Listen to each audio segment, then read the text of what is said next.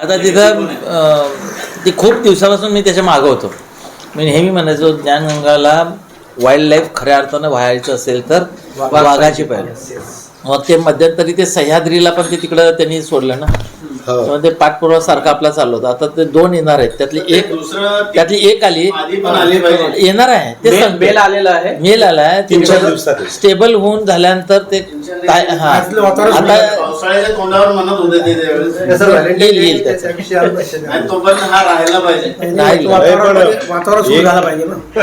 Valentine day मागच्या वेळेस सीवन जो आला होता तो असा झटकट आला, 8-9 महिने ते थांबला पण नंतर निघून गेला.